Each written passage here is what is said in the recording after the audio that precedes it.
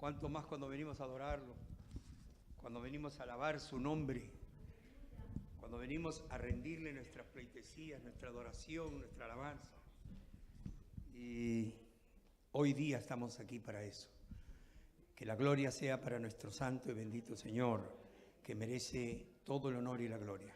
Amén. Mis amados hermanos, tomen asiento un rato, no quiero tenerlos parados mucho rato, no vaya a ser que se me cansen y después me echen la culpa que por mí se quedaron dormidos.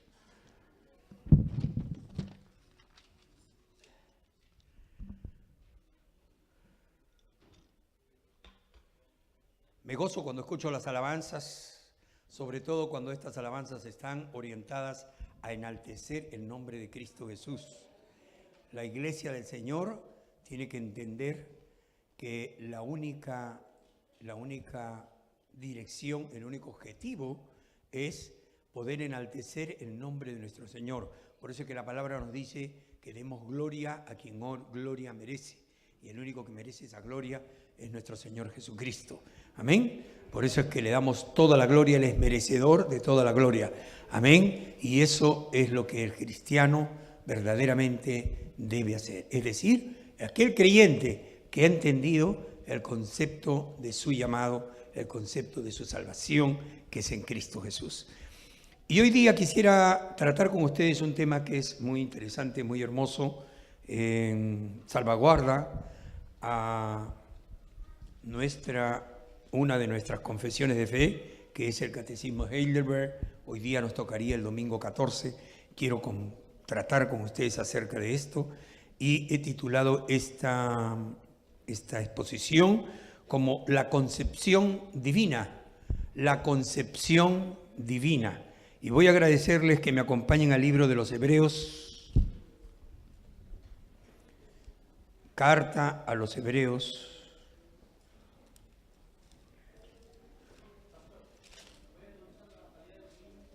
Perdón, los niños de 7 a 11 años me hacen el favor de bajar. Todos ellos van para su servicio de el sermón del niño. Hoy empezamos una nueva etapa, o mejor dicho, continuamos una nueva etapa en nuestra iglesia. Nuestros niños, por favor, les voy a agradecer que todos los padres manden a sus niños al basement con sus maestros para recibir el sermón del niño. Es decir, ellos van a tener un servicio especial para los niños. Amén. Así es que padres, manden a sus niños bajen todos contentos y felices a recibir ese sermón del niño. Amén. Acompáñenme al libro de Hebreos, les decía, capítulo 7. Y vamos a leer los versos del 26 y 27. Les voy a agradecer que en cuanto ubiquen la lectura nos ponemos de pie. Todos han traído Biblia, me imagino, porque aquí somos una iglesia bíblica. Hebreos capítulo 7. Amén.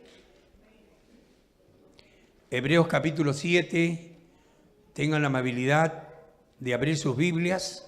Si hay alguna persona que no ha traído Biblia, le exhorto que la traiga, lo animo que la traiga. Es bueno traer la Biblia es necesario que el cristiano siempre la tenga consigo. La palabra del Señor dice, y este libro de la ley no se apartará de tu mano, ni de día ni de noche, y meditarás en él todos los días de tu vida, y se lo darás a tus hijos y a los hijos de tus hijos, y aún lo anotarás en los portales de tu casa, en los umbrales, para que nunca te alejes de él. Por lo tanto, hermanos, yo les pido por favor que siempre cuando usted venga a la iglesia cargue su Biblia. Antes de ponerse la ropa, separe su Biblia. Antes de sacar los lentes, a los que usamos lentes, ponga primero la Biblia. Amén. Siempre la Biblia. Y no se olviden de traerla. Yo espero ver más Biblias la próxima vez. Capítulo 7 de Hebreos, versos 26 y 27. Leemos la palabra en el nombre del Padre, del Hijo y del Espíritu Santo. Y dice así: porque tal sumo sacerdote nos convenía, santo, inocente, sin mancha, apartado de los pecadores y hecho más sublime que los cielos, que no tiene necesidad cada día, como aquellos sumos sacerdotes, de ofrecer primero sacrificio por sus propios pecados y luego por los del pueblo, porque esto lo hizo una vez para siempre, ofreciéndose a sí mismo, ofreciéndose a sí mismo. Gracias te damos, Señor, por tu santa y bendita palabra. Te adoramos, te alabamos y, Padre, te rogamos que me quites a mí y te pongas tú. Que, Padre, seas tú quien nos hable en este momento y que guíes todo este tiempo para el crecimiento espiritual de nuestras vidas y para la gloria de tu santo nombre. Te lo pedimos por Cristo Jesús. Amén. Tomen asiento, por favor.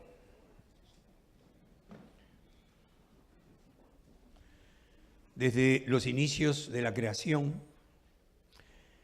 y es necesario hacer una connotación referente a esto, cuando Dios crea al hombre, lo crea para ser un adorador, lo crea teniendo en cuenta de que este hombre va a ser una persona que va a poder hacer una misión, va a cumplir una labor en este mundo de acuerdo al plan de Dios. Pero lamentablemente el hombre se pervirtió, el hombre cayó, el hombre falló, el hombre cometió pecado.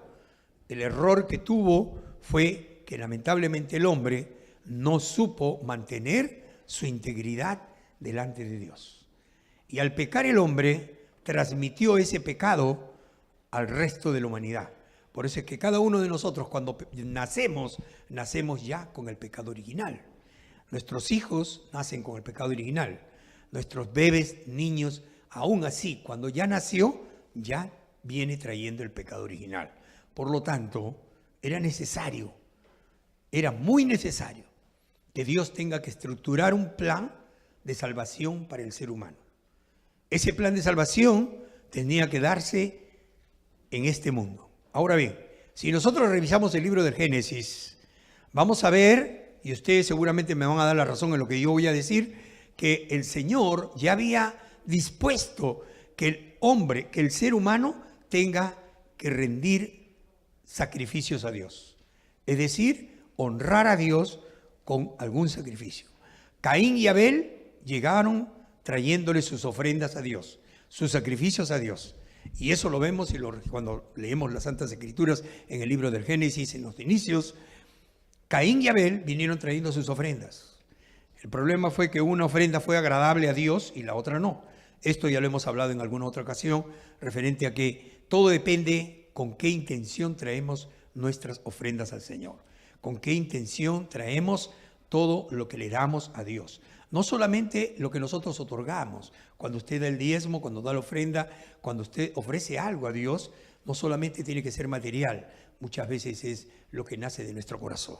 ¿Qué es lo que tú le estás dando a Dios, hermano, hermana? Es lo que Dios va a considerar y va a valorar para ver cómo fue tu corazón de dadivoso para con Dios, de agradecido para con Dios.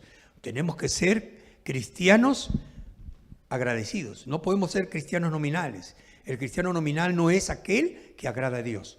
El que agrada a Dios es aquel cristiano que está comprometido con Dios. Aquel que está buscando de todo su corazón poder darle la gloria y la honra a Dios. Amén. Entonces, estos dos hermanos trajeron sus ofrendas y le entregaron a Dios. Posteriormente, ya pasados los años, cuando la época de Moisés, el pueblo de Israel sale de Egipto, empieza a andar por los desiertos y Dios le da la ley en Sinaí a Moisés. Después que le da la ley, entonces se estructura que verdaderamente el sacrificio tiene que tener una forma, una manera de darse, una manera de entregar el sacrificio.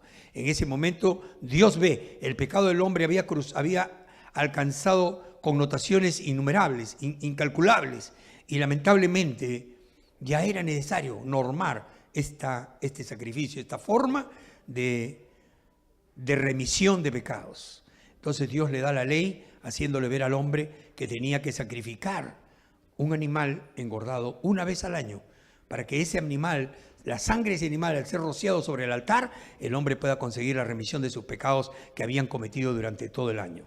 Entonces, para esto, No podía el hombre mismo entrar al altar, donde estaba el lugar santísimo, donde estaba el arca del pacto, para poder presentar él mismo sus sacrificios. Por eso es que posteriormente, en la época de la iglesia, habían grupos de personas que querían hacer ver que el hombre mismo podría alcanzar su salvación, y lamentablemente estaban errados. Eso no puede ser. Por eso Dios estableció el sumo sacerdocio. El sumo sacerdocio lo hizo con el primer sacerdote, que fue Aarón. Aarón y su descendencia eran los llamados a presentar esa sangre, ese sacrificio en el altar para la remisión de los pecados del pueblo. Amén. Entonces, el pueblo dependía mucho de que el sumo sacerdote verdaderamente sea una persona bien consagrada a Dios, una persona que esté en comunión con Dios, una persona que se preocupe de buscar la voluntad de Dios y hacer la voluntad de Dios. Entonces, si esta persona, este sumo sacerdote, antes de poder entrar a presentar la sangre por la remisión de los pecados del pueblo, primero tenía que presentar sacrificio por sus propios pecados.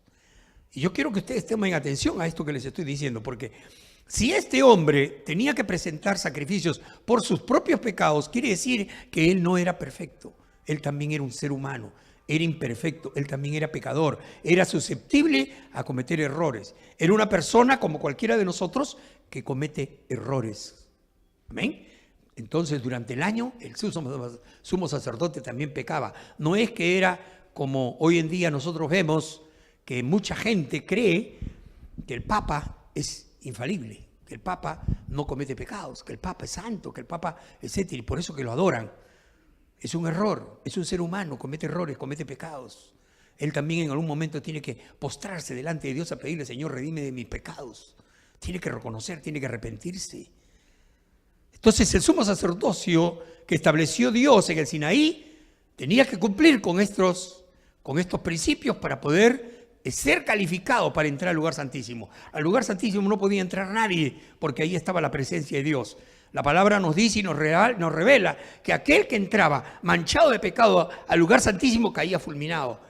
Por eso es que las vestiduras del sacerdote, y nosotros lo podemos leer eso cuando leemos el libro de los Números, la vestidura del sacerdote en la parte de abajo tenía unas campanillas, y a su cintura tenía atada una cuerda que iba hasta el lugar santo. Es decir, acuérdense que el templo se constituía primero del patio, después el lugar santo y por último el lugar santísimo. El lugar santísimo estaba separado por una gran cortina, porque ahí solamente podía entrar el sumo sacerdote. El lugar santo era donde estaban el resto de los sacerdotes, donde se hacían los sacrificios, donde estaban las mesas del sacrificio, de los holocaustos, etcétera, etcétera, para lavarse las manos y todo lo demás, el pan de la proposición, todo estaba en el lugar santo, donde estaban los sacerdotes. Ahí los sacerdotes estaban agarrando el otro extremo de la cuerda. Mientras escuchaban que las campanillas se movían, es decir, sonaban, porque el sacerdote tenía que estar en el lugar santísimo moviéndose. Por eso es que el sacerdote andaba de un lugar a otro, porque las campanillas de su vestidura suenen. Eso significaba y le daba el entender a los sacerdotes que estaban afuera que el sumo sacerdote estaba ministrando. Cuando las campanillas dejaban de sonar, ese hombre había caído fulminado, muerto. Era indigno de haber estado en la presencia del Señor. La santidad de Dios lo había hecho caer fulminado. Y esa es la presencia de Dios que hace que cuando nosotros no estamos verdaderamente limpios de pecado, caemos fulminados y nuestra vida espiritual estamos muertos. Si este hombre caía muerto y dejaban de sonar las campanillas, los sacerdotes que estaban fuera en el lugar santo empezaban a jalar la cuerda para sacar al hombre muerto y poderlo llevar a enterrar. La tristeza del pueblo era grande, tremenda, porque ese año no tenían remisión de pecados. Y no tenían remisión de pecados porque tenían que esperar a que se pueda nombrar un nuevo sumo sacerdote. Fíjense ustedes la connotación que tenía esta situación en el pueblo. Esto Y estoy haciendo colación a esto porque nosotros tenemos que ir aprendiendo cómo es que Dios estableció las cosas. Cuando el Señor Jesucristo vino, encontró que un pueblo pervertido, un pueblo que se había contaminado, un pueblo que había cambiado totalmente todo su manera de adorar a Dios. Ya no había la pureza, ya no había buscar la comunión con Dios, ya no había buscar el poder estar en la presencia de Dios, en ser, cuidarse de llevar una vida correcta delante de Dios, sino había ahora una perversión total. Aún los sacrificios que Dios había designado, que era el beneficio del pueblo para poder redimir sus pecados, se había pervertido. Ya no se seguía los lineamientos de Dios, los mandatos de Dios, las reglas de Dios, las normas de Dios, se habían desconocido totalmente y entonces empezaban a vivir a la manera que les daba la gana. Por eso estaba leyendo la vez pasada el libro de los Reyes. Y hermanos, es increíble leer que como hay muchos momentos en que cuando hay un cambio, el libro de los jueces, cuando hay un cambio de jueces, ahí dice la palabra del Señor, dice, y el pueblo de Israel eran tiempos en que cada uno hacía lo que le daba la gana, lo que bien le pareciera. Es decir, todos andaban como mejor querían. Yo creo en Dios a mi manera, yo lo sirvo en mi manera. Señor está en mi corazón, por tanto yo no necesito ir a la iglesia, yo no necesito tener que estar leyendo la Biblia, no necesito tener que estar yo dependiendo de cosas como ustedes que están metidos ahí en normas y cosas por el estilo y dogmatismos que no les hacen vivir libremente. Eso es un error. Dios establece sus reglas para que nosotros podamos vivir a través de ellas. Entonces ese pueblo fue el que encontró al Señor Jesucristo. Y el Señor Jesucristo tuvo que reestructurar las cosas. Por eso es que cuando Él vino a dar su enseñanza y darnos su doctrina, fue para que el pueblo pueda volver al camino correcto para alcanzar la gracia de Dios y la comunión con Dios. Es increíble y es hermoso tener que leer cuando nosotros revisamos las Santas Escrituras acerca de la concepción en que el Señor Jesús fue traído a este mundo. Dios escogió una mujer especial, una mujer consagrada a Dios, temerosa de Dios, criada en los preceptos de Dios, en el temor a la ley de Dios, respetuosa de las leyes y las normas de Dios. Esa fue María. Y Dios la escogió. Por eso es que Dios mandó a su ángel a hablar con ella, para hacerle saber que la había escogido a ella para que sea el instrumento que Dios iba a usar para que el Salvador del mundo venga a este mundo a salvar a ese pueblo que había malogrado, que había pervertido la ley que Dios había dado. Que en su esencia la ley era buena, pero que lamentablemente el hombre no la supo valorar, no la supo seguir. Entonces, María recibe el mensaje del ángel. Y el ángel le dice de que ella iba a concebir al que iba a ser el Salvador de su pueblo Israel y Salvador del mundo. Esa concepción tan hermosa no tuvo la unión de las partes que da el hombre con la de la mujer, es decir, los genes, para que de esa manera se pueda concebir un ser humano. Recuerden que cada uno de nosotros, en nuestra conformidad genética, están los genes de nuestros padres y los genes de nuestra madre unidos para que pueda ser el balance y nosotros podamos nacer. ¿Amén? No voy a ponerme a dar una clase de biología porque no soy biólogo. Pero más o menos entendemos eso porque yo creo que la mayoría de nosotros hemos estado en la escuela y nos los han enseñado, ¿verdad? Y aquel que no le han enseñado no se acuerda, pues aquí lo vamos a enseñar un poquito. No necesita ir a los libros usted. Mis amados hermanos, el Señor Jesús fue concebido de esa manera. Por ahí la vez pasada estaba viendo en el internet a unas personas que había dicho de que habían encontrado fragmentos de la sangre de Cristo Jesús. Indudablemente, difiero de que eso pueda ser. Han pasado más de 2000 años, aun cuando los científicos pueden decir que sí, podría ser en que se encuentren, pero yo creo que Dios siempre es cuidadoso de lo que hace. Dice que habían encontrado fragmentos de la sangre de Cristo y le había dado a unos biólogos, a unos médicos judíos para que analicen los genes de esa sangre.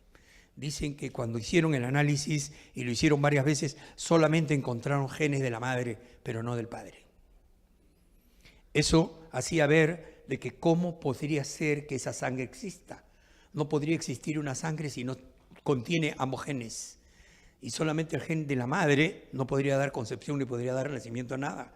Eso quiere decir que de qué manera nació esa persona.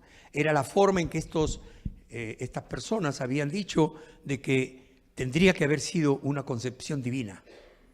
Y comprobaban que la existencia de Cristo fue divina. Su presencia en este mundo fue divina. Porque recordemos que los arrianos antiguamente decían que Cristo había sido un hombre común y corriente. Él murió, Él fue enterrado y todo el mundo se olvidó. Es decir, no tenemos base sólida sobre lo que es la resurrección, sobre lo que es el haber Cristo dado a nosotros, habernos dado la victoria sobre el pecado y sobre la muerte. Dejar en tela de juicio eso es una herejía tremenda. Pero la realidad es que Cristo sí fue real, existió, fue concebido. Conforme fue naciendo y fue creándose en el vientre de María, esta mujer era cuidada por Dios hasta que el niño nació. Y dice las Escrituras que creció como todos los niños de Israel, porque ahí dice que creció en estatura y en entendimiento de las cosas de Dios. Amén. Por eso diferimos y no aceptamos esa enseñanza que alguna vez nos dieron, y yo se lo digo con conocimiento de causa porque yo fui criado en un colegio católico romano, donde nos hacían creer que de los 12 años hasta los 30 años Jesucristo estuvo perdido en el desierto, en escuelas donde estuvo siendo preparado. Falso, mentira, eso no es verdad. Engañadores. La verdad es que Jesucristo fue criado como un niño común y corriente, por eso es que Él conocía las costumbres de su pueblo. Por eso es que cuando Él predicó acerca de las diferentes enseñanzas que nos da, Él toma como ejemplo las cosas del pueblo, la vida cotidiana, para que el pueblo pueda entender. Entonces Él fue criado en una familia temerosa de Dios, sí. José y María fueron temerosos de Dios, por algo Dios los escogió. Dios no va a escoger a una persona que hoy en día está a puro fuego y mañana más tarde se le apagó la llama, como si fuera una vela. Dios no hace eso. Dios no escoge a esa gente.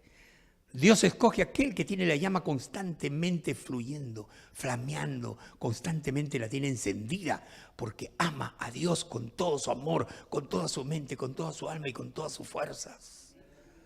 Y eso es lo que nosotros tenemos que aprender a hacer, cristianos consagrados a Dios, creyentes que verdaderamente amamos a Dios y podemos ser instrumentos en las manos de Dios.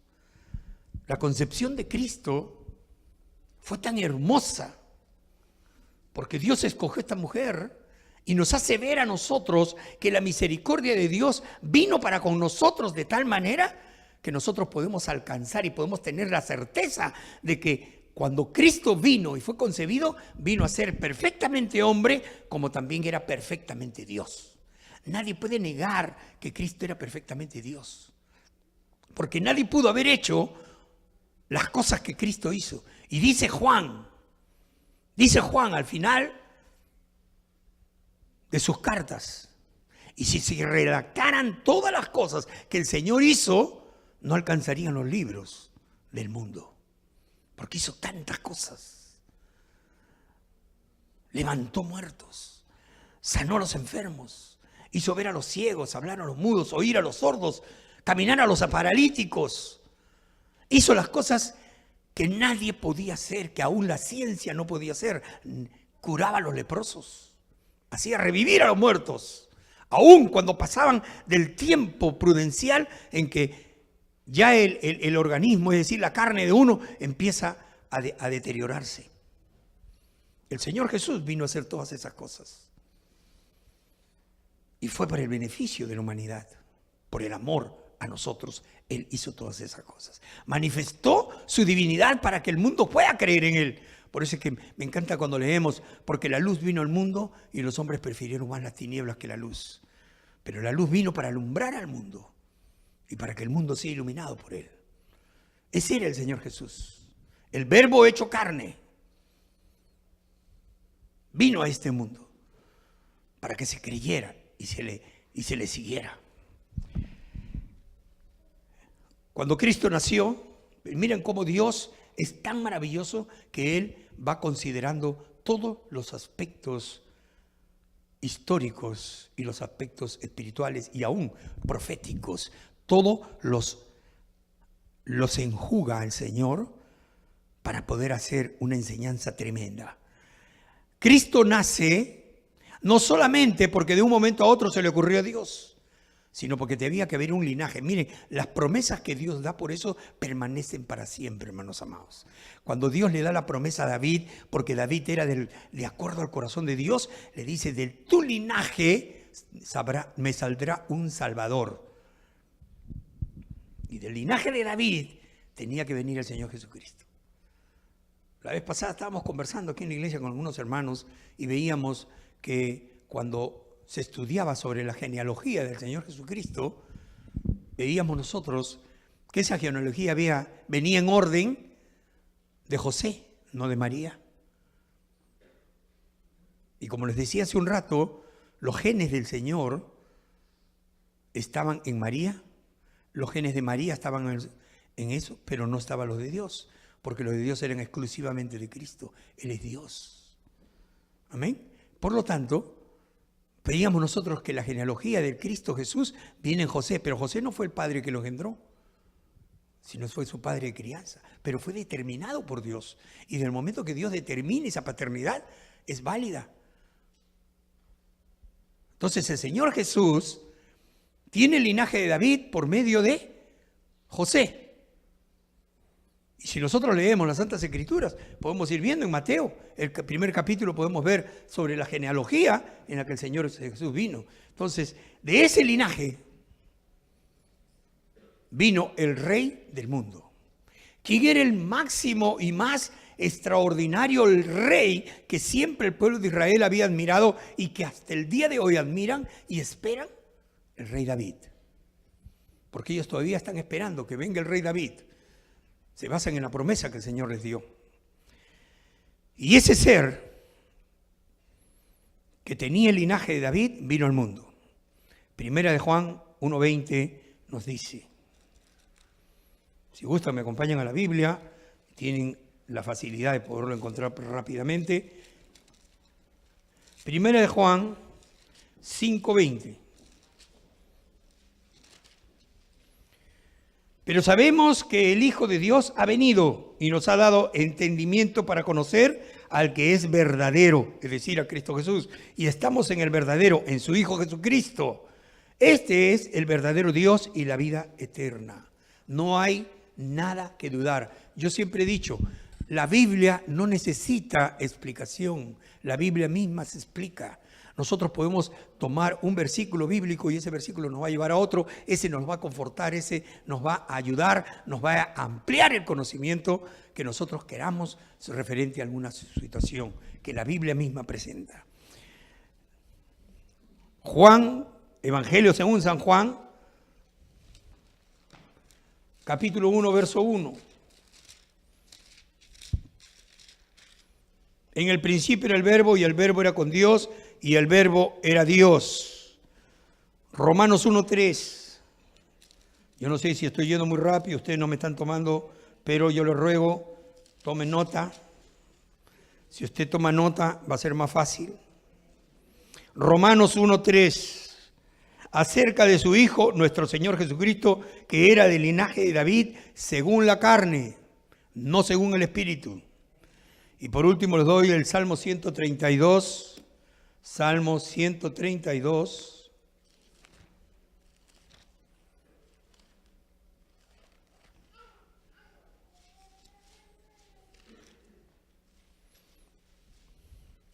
Verso 11. 132, 11. Dice las Santas Escrituras.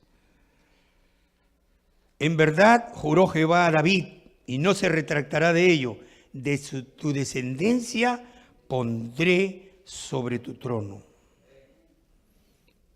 De la descendencia de David iba a ser el rey de Israel. Ahora, ¿cuál es ese verdadero rey de Israel? Jesucristo. Él es el verdadero rey de Israel. Que el pueblo de Israel todavía no lo acepta, es problema de ellos. Se están perdiendo una gran bendición. Se están perdiendo lo más hermoso que puede haber en la vida del ser humano. Conocer al rey de Israel. ¿Sabe usted que hay un grupo de judíos mesiánicos en el mundo, regados por todas partes del mundo? Estos judíos mesiánicos son los que han creído en el Señor Jesucristo. Hace un tiempo atrás, yo conozco a muchos de ellos, he perdido un poco la conexión con ellos, pero cuando nosotros a veces nos juntábamos a conversar y ellos nos decían, porque hablábamos sobre estos temas relacionados con el pueblo judío, una vez uno de ellos, un judío mesiánico, me dijo, ¿sabes una cosa, Carlos? Me dijo, desde que conozco al Señor Jesús, me siento un judío completo. Me siento un judío completo, porque ahora ya conozco a mi Mesías. Él me contó una anécdota, me dijo, tú sabes que nosotros vestimos de negro, siempre. Usamos sombreros negros, ropa negra, siempre el Shabbat nos vestimos de negro para ir a la sinagoga. Desde que yo conocí al Señor Jesucristo, he cambiado mi vestimenta. Ya la ropa negra no la uso. Mi Shabbat siempre he visto alegremente, porque Cristo está en mi corazón. Alabado sea Cristo Jesús.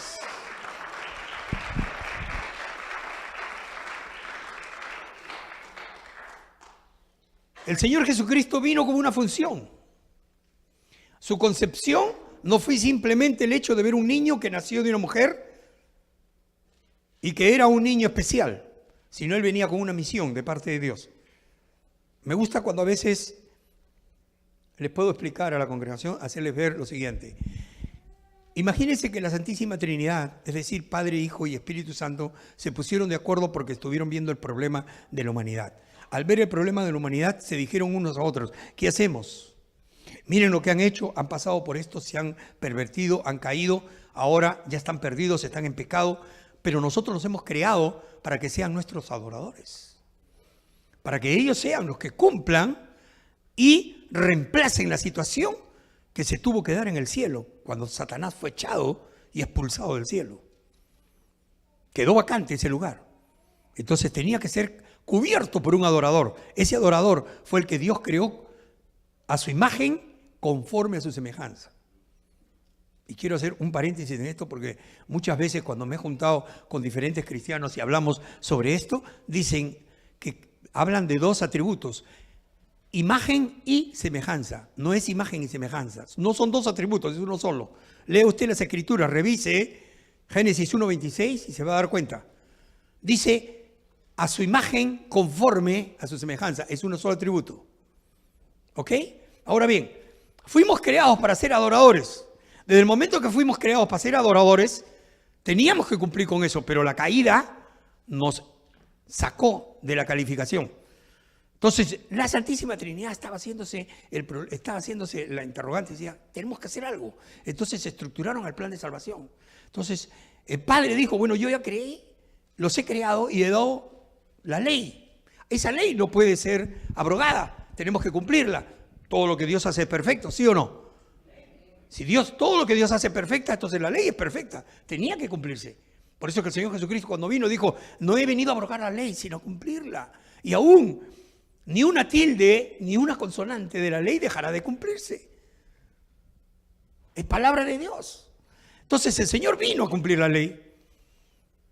El Hijo dijo, lo único que queda aquí, si se va a cumplir la ley, tenemos que ofrecer un sacrificio perfecto, porque no puede ser el que se está ofreciendo, porque ya el hombre se ha pervertido con eso. También lo está negociando. Hoy en día ya no crían ninguno de ellos a su propio cordero, ni les da el mejor, sin defecto, el más engordado de la manada, el de 1 año, no lo dan. Ahora van y lo compran en la puerta del templo. Por eso que el Señor Jesucristo cuando entró al templo, entró en ira al ver eso. ¿Por qué? Porque de su templo habían hecho una casa de negocio, habían hecho un mercado. Por eso es que pateó las mesas, tumbó las diferentes cosas, botó a los animales, hizo una guardia y echó a todo el mundo de ahí. Su celo lo embargó. Al discutir sobre este asunto, el hijo dijo, lo único que queda como solución es que yo me ofrezca como el cordero en sacrificio. Porque es la única forma de poder lograr que el ser humano sea de una vez por todas perdonado y limpiado de su maldad por siempre. Dios aceptó el sacrificio. Dios aceptó el plan. Y entonces el Espíritu Santo dijo, pero ¿qué vamos a hacer entonces para que ellos puedan permanecer? A no ser que yo baje y empiece a vivir entre ellos. Y por eso es que el Espíritu Santo fue derramado para vivir entre nosotros hasta el día de hoy. Después de Pentecostés, nosotros tenemos el Espíritu Santo. Vivimos con el Espíritu Santo. Pero no hemos sido hechos marionetas de Dios, porque Él nos ha dotado de un libre albedrío para que nosotros podamos decidir. Por eso es que dice bien claro también la Escritura, para que usted se dé cuenta cuán perfectas son las cosas de Dios. Dice las Escrituras que no contristemos al Espíritu Santo para que Él pueda obrar en nuestra vida y hacer conforme a la voluntad de Dios. Nosotros somos los instrumentos que Dios tiene que usar. Por lo tanto, el Señor estructura ese plan. Y después de estructurar ese plan dice, ok, el plan es perfecto. Satanás no va a poder contra esto. Por lo tanto, lo llevamos a cabo. Y se llevó a cabo el plan de salvación. El Señor Jesucristo vino, se concibió como si fuera un ser humano común y corriente, vivió entre nosotros como cualquier niño, creció igual que cualquier hombre, que cualquier persona, trabajó como carpintero. El pueblo lo conocía. Por eso es que el mismo pueblo decían, este no es el hijo de María, el carpintero que aquí, lo único que le faltaba poner en las Santas Escrituras es el que nos arreglaba las mesas, las piezas, las sillas y todo lo demás. Él era el carpintero de Nazaret. Pero, dentro del plan de salvación, era necesario que el Señor cumpla con una función para que se pueda llevar ese plan de salvación. Ser un sumo sacerdote. Y él no era del linaje del sacerdocio, que es del linaje de Leví. Porque el linaje de Leví, es decir, el sacerdocio levítico, era de este mundo, era de esta tierra. Pero el sacerdocio de Cristo era del cielo, por lo tanto él era según el orden de Melquisedec. Y si nosotros tendríamos que entrar en una clase de teología para entender todas estas cosas, pero quiero que sepa usted, hermano, que el linaje, es decir, el sacerdocio de Cristo, fue un sacerdocio directamente del cielo para nosotros. Ahora fíjese usted el privilegio que tenemos, un linaje, un sumo sacerdote que no tiene ninguna mancha, ni ninguna arruga, ni tiene ningún pecado. Es limpio, puro, no necesita tener que dar un sacrificio cada año por el perdón de sus propios pecados, porque Cristo era perfecto Dios. ¿Ok? Ese es el sumo sacerdote que nosotros como cristianos tenemos, que presenta nuestros pecados delante del trono de la gracia, delante de Dios, y somos redimidos de esos pecados. Ahora yo le pregunto, ¿qué sumo sacerdote le convendría más a usted? ¿El de este mundo o el celestial? Lógicamente que el celestial. Es decir, todos escogeríamos el sacerdocio de Cristo como el sacerdocio para el perdón de nuestros pecados. Y a eso es a lo que nosotros tenemos que siempre apuntar.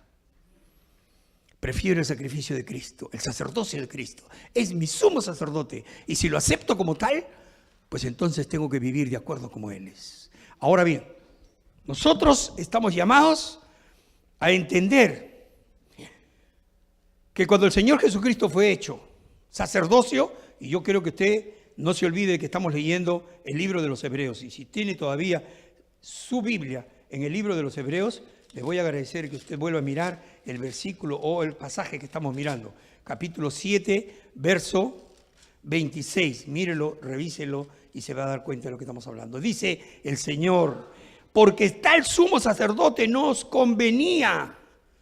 Tal sumo sacerdote nos convenía, nos conviene y nos convendrá siempre. Fíjese usted las condiciones, cómo califica: santo, inocente, sin mancha, apartado de los pecadores y hecho más sublime que los cielos, que no tiene necesidad cada día, como aquellos sumos sacerdotes de este mundo, de presentar sacrificios por sus propios pecados. Ese es Cristo Jesús. Ese es el Dios eterno que a usted y a mí nos ha librado del pecado. Ese es el mismo Dios que vive en su corazón y en el mío si nosotros verdaderamente estamos consagrados a Él. Es el que quiere siempre estar viviendo en su corazón y poder manifestar su amor, su bondad y su misericordia en su vida, hermano, y en la mía. Amén. Ese sumo sacerdote, que podemos también en Primera de Pedro, si gusta usted revisar, Primera de Pedro un poquito más allá, en su Biblia, capítulo 1, versos 18 y capítulo 1, versos 18 y 19, dice: sabiendo que fuiste rescatado de vuestra vana manera de vivir, y esto va para la iglesia, sabiendo que fuiste rescatados de vuestra vana manera de vivir, la cual recibiste de vuestros padres, no con cosas corruptibles como oro o plata, sino con la sangre preciosa de Cristo, como de un cordero sin mancha y sin contaminación.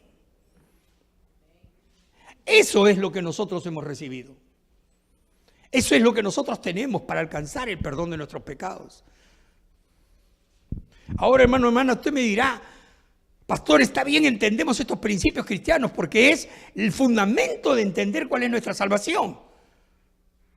Pero entonces, ¿qué es lo que haremos? Tal vez tendremos que hacer la misma pregunta que hicieron todos aquellos cristianos cuando Pedro predicó después de la ascensión del Señor y dijeron: ¿qué haremos? Cuando Pedro les reveló, cuando Pedro les trajo a colación sus pecados.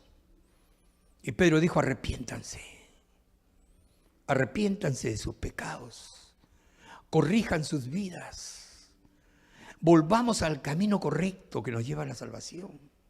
Seamos ese pueblo escogido que Dios quiere. Cuando Pedro nos dice también en su epístola: porque somos real sacerdocio. Real, nosotros vemos de la realeza celestial, es decir, del reino de los cielos. Somos el real sacerdocio. Somos el pueblo elegido de Dios. Somos una nación santa. Porque si Cristo vive en nosotros por su Espíritu Santo, nosotros tenemos que ser santos. Porque dice: porque sed santos porque yo soy santo.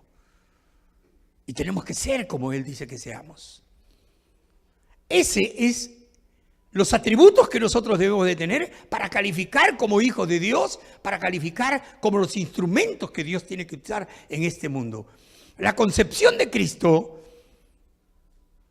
el venir aquí a este mundo hecho hombre, nos da a nosotros esa seguridad de que si nosotros creemos en Él, seguimos sus lineamientos, seguimos sus mandamientos y cumplimos con su ley, entonces Cristo Jesús nos va a dar a nosotros no solamente la vida eterna, sino hay un privilegio más grande aún, que nuestro nombre estará escrito en el libro de la vida. ¿Cuántos dicen amén?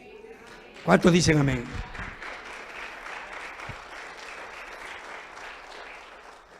Es maravilloso ver que nuestros pecados, al ser cargados sobre Cristo Jesús, y eso usted ve en Isaías 53:11, porque sobre Él cargó todos nuestros pecados el Señor, para que cuando Él muriera, todos nuestros pecados murieron con Él en la cruz.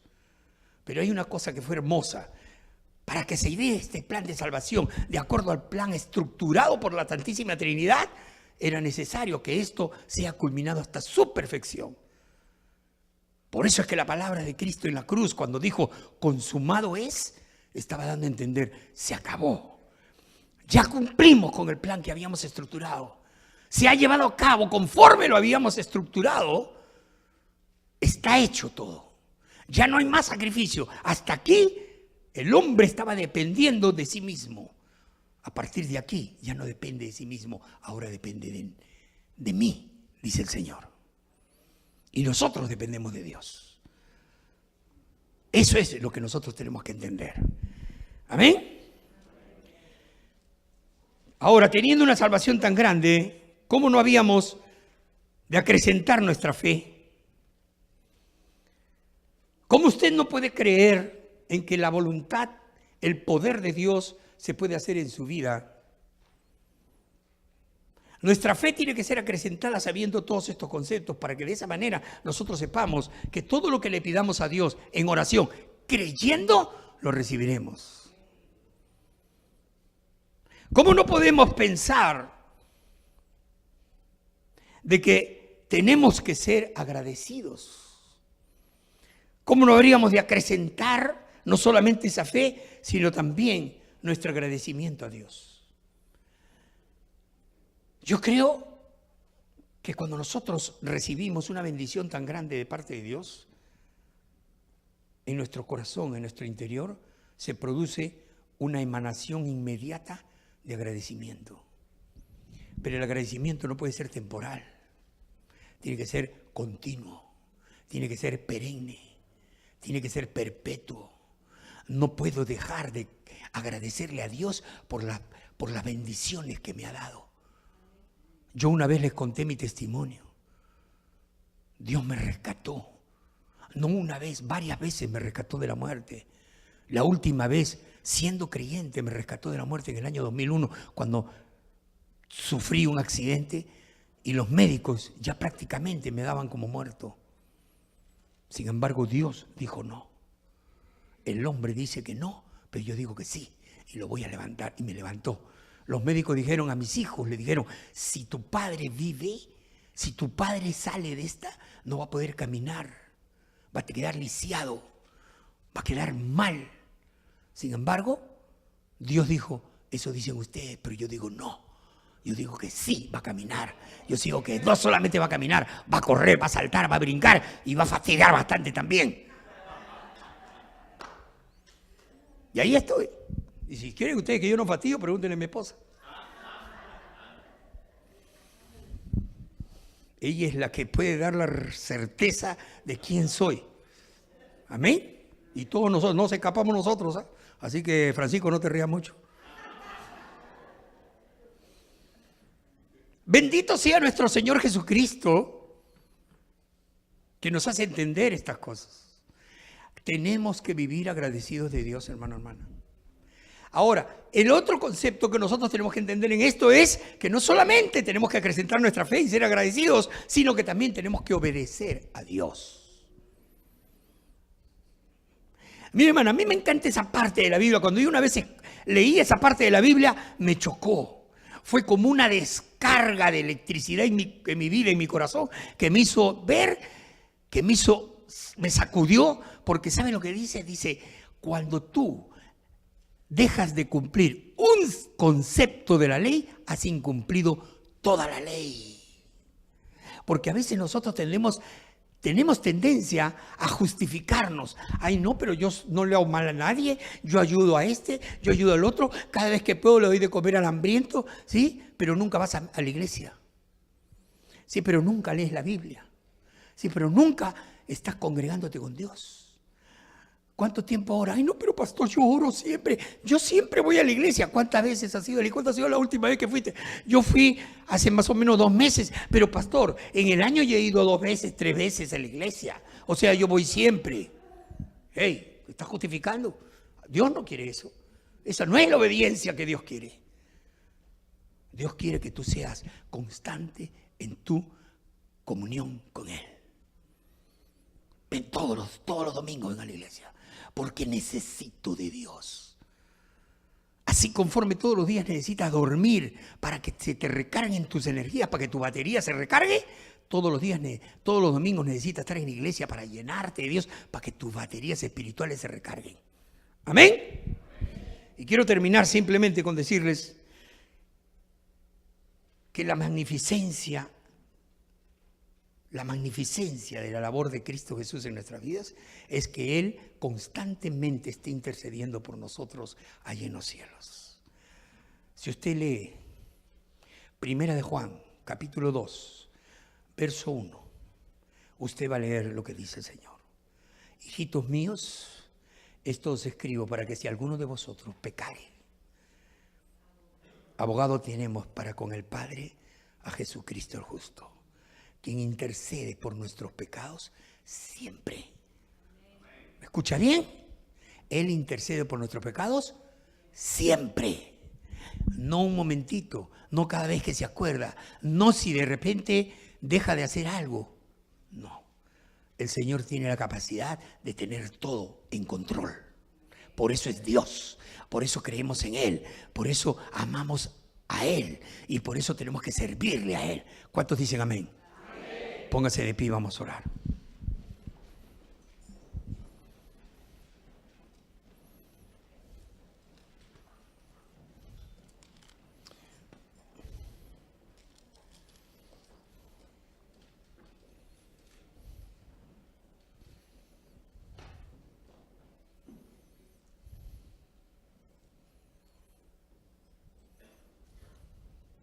Quiero que cierre sus ojos, incline su rostro en reverencia a Dios.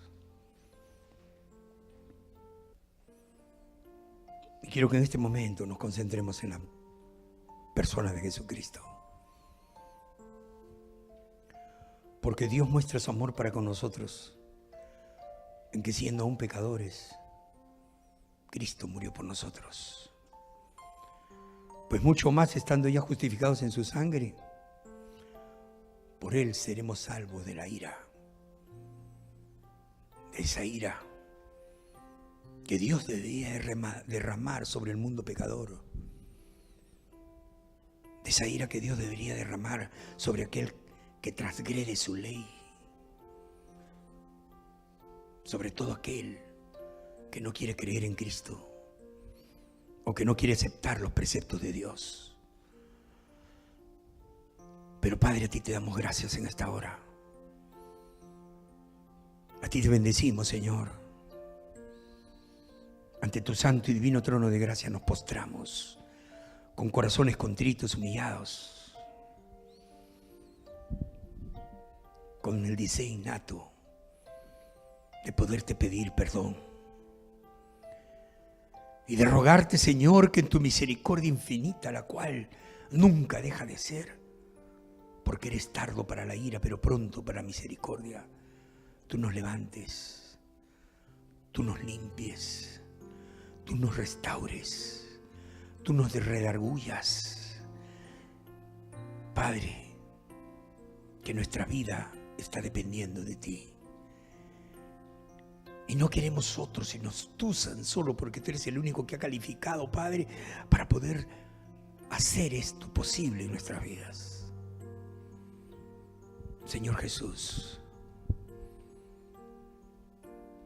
amamos poderosamente la concepción, porque tú te hiciste hombre, te humillaste hasta lo sumo, siendo el Creador, viniste a ser como uno de nosotros, un ser creado, tan solamente para mostrar tu amor y darnos la salvación eterna. Padre, gracias. Gracias por ese sacrificio tan maravilloso. Gracias por todo lo maravilloso y bueno que eres para con nosotros en habernos dado ese privilegio de la salvación. Hoy somos hijos tuyos, hoy somos ovejas de tu prado, hoy somos tu pueblo elegido, tu real sacerdocio, tu nación santa. Ayúdanos a cumplir con estos atributos y llevarlos a cabo en la cabalidad en que tú esperas de nosotros para ser instrumentos útiles en tus manos. Te adoramos y te alabamos, Señor. Sigamos orando. Sé que hoy día nos visitan varias personas. Amigo, amiga que nos visitas el día de hoy, yo te quiero decir en este momento, tal vez hoy día Cristo habló tu corazón. Tal vez hayas podido sentir que verdaderamente el concepto de la salvación es diferente para tu vida. Y yo quiero decirte ahí donde estás, que Cristo está tocando la puerta de tu corazón. Cristo quiere entrar, vivir en ti. Quiere tener una comunión contigo constante, de poder estar siempre a tu lado para ayudarte en las buenas y en las malas. Pero ¿sabes qué? La puerta de tu corazón solamente tiene la perilla para adentro, no la tiene para afuera. Cristo no puede abrir esa puerta si tú no la abres para Él. Y hoy te está tocando la puerta para decirte, quiero entrar a tu vida. Si tú le abres la puerta de tu corazón, Él entrará a ti y morará en ti. Pero si tú no se la abres, Él como perfecto caballero no va a entrar empujando la puerta. Se va a apartar.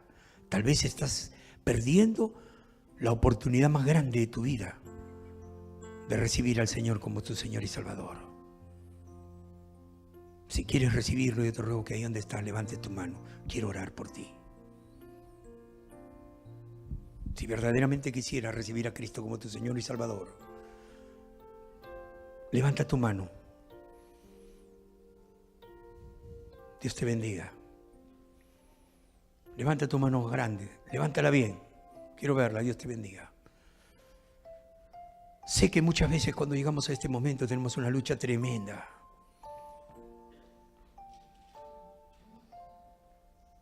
Una lucha porque hay fuerzas que se están oponiendo para nosotros aceptar a Cristo como nuestro Señor y Salvador. Por eso es que la palabra del Señor dice: solo los valientes arrebatarán el reino de los cielos. Y solamente los valientes pueden decirle en este momento: sí, Señor Jesús, yo te quiero como mi Señor y Salvador, conforme lo ha hecho aquella señora que ha levantado su mano. Aún quiero darte la oportunidad a ti, amigo, amiga, que nos visitas, de poder recibir a Cristo como tu Señor y Salvador. Si verdaderamente lo quieres, levanta tu mano, por favor. No luches más. No evites el tener esta experiencia hermosa en tu vida. Levanta tu mano y dile: sí, Señor, yo te quiero recibir como mi Señor. Hacer de que tú seas el que mora en mi corazón. Voy a pedir a la persona que ha levantado su mano que tenga la amabilidad de venir por acá adelante. Quiero orar por usted.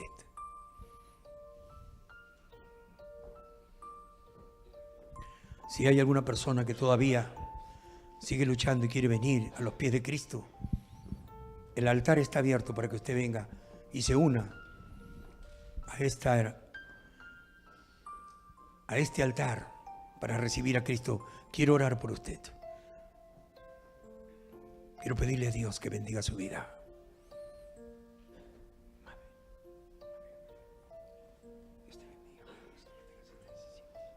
Repite conmigo esta oración. Señor Jesús, gracias por este momento. Me arrepiento de mis pecados, Señor. Abro mi corazón a ti. Abro mi corazón a ti. Y te recibo como mi Señor, mi Salvador, mi Rey, para que vivas en mí siempre. Límpiame de todo mi pecado y de toda mi maldad, y escribe mi nombre en el libro de la vida. Te lo pido de todo corazón. Oh Señor Jesús, cuán grande y maravilloso eres tú, Señor, en haber venido a tocar el corazón de Mabel. Ella lo ha abierto por su propia voluntad, Señor, usando su libre albedrío. Y te he invitado a pasar a Él. Te he invitado para que tú habites en ese corazón. Padre, yo te ruego que te derrames de Él, que la bendigas, que la cuides, que escribas su nombre en el libro de la vida, Padre, que ella, a partir de ahora, tenga una relación estrecha contigo, en comunión contigo. Te lo pido de todo mi corazón. Padre, Cristo está en ti. Él entra a tu corazón. El Señor te ama. Y esta será tu familia. Amén. Dios te bendiga. ¿Cuál es su nombre? Johanna. ¿Quieres repetir esta oración conmigo? Claro que sí. Hoy día Cristo tocó su corazón. Digo, hoy hermoso que te abierto su corazón. Repite esta oración conmigo. Señor Jesús, gracias por este tiempo, porque sé que no ha sido una casualidad,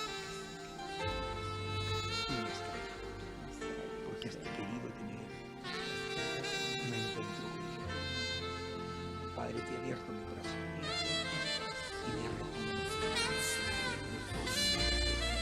de todos mis pecados. Bórralos, Señor, límpialos y hazme una nueva criatura. Escribe mi nombre en el nombre de la vida, porque te recibo como mi Señor, como mi Salvador, como mi Rey, como mi Padre. Gracias. Amén. Padre, gracias de todo corazón por la vida de esta dama, Señor. Gracias porque tú en tu misericordia la has entrado a su corazón a morar y hacerla, Padre, una morada tuya. Bendícela grandemente. Mora siempre en ella. Manifiéstate, guíala, revélate diariamente en su vida. Padre, que ella pueda establecer comunión contigo. Te lo pedimos por Cristo Jesús. Amén.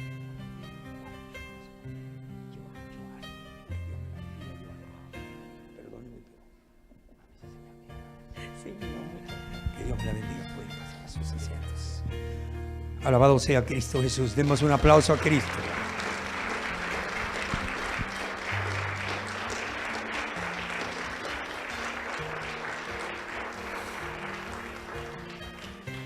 Cuán bello y hermoso es cuando en una reunión como esta suceden cosas como estas.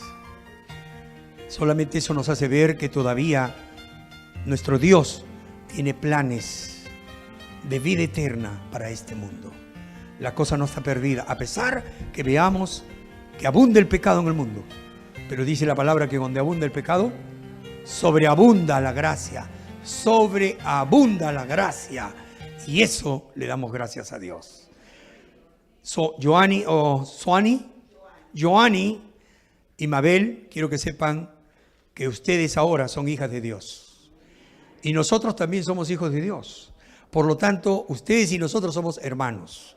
Así es que esta es su familia. Estos son sus hermanos y hermanas en Cristo Jesús. Les damos la bienvenida a la familia de Dios.